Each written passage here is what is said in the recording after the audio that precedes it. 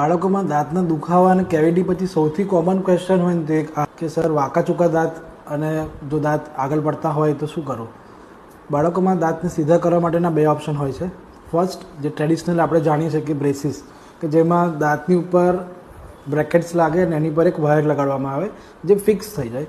Treatment almost 1 વર્ષ જેવું treatment ચાલતી હોય, જેમાં દર મહિને તમારે વાયરને એડજસ્ટ કરવા માટે આવવું પડે. સેકન્ડ જે આપણે નવો ઓપ્શન છે કે જે સ્માર્ટ ઓપ્શન કહી શકાય એ છે અલાઇનર્સ. અલાઇનર્સ એક રિમૂવેબલ પ્લેટ્સ હોય જે ટ્રાન્સપરન્ટ હોય છે.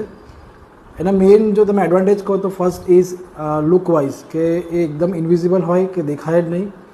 સેકન્ડલી એનું ફીલ કે એકદમ કમ્ફર્ટેબલ હોય, બાળક ઇઝીલી પહેરી શકે, કોઈ જ જાતનું કોઈ પોકિંગ થાય કે એને કોઈ ધાર વાગતી હોય કે કોઈ વાયર ખૂંચે અથવા એની અંદર કોઈ અલ્સર થાય એવું ચાન્સીસ રહેતા નથી.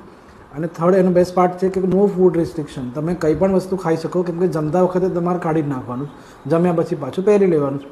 પણ તમારે એ ધ્યાન રાખવું જોઈએ કે અલાઇનર્સ એ જ બાળકોમાં કામ કરશે કે જે બાળકો પ્રોપરલી અને રેગ્યુલરલી વેર કરશે. જો પ્રોપર નહીં પહેરે તો એનો ઇફેક્ટ નહીં દેખાય.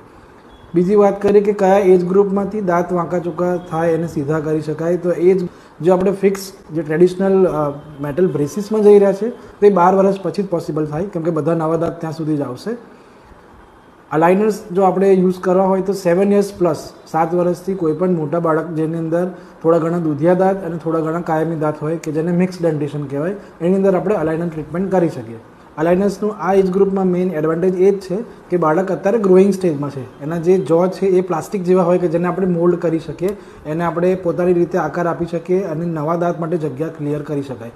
તો આ ટ્રીટમેન્ટ જો નાની ઉંમરમાં કરવામાં આવે તો ડેફિનેટલી જે ફ્યુચરમાં જે પ્રોબ્લેમ આવવાનો એને આપણે અવોઇડ કરી શકીએ.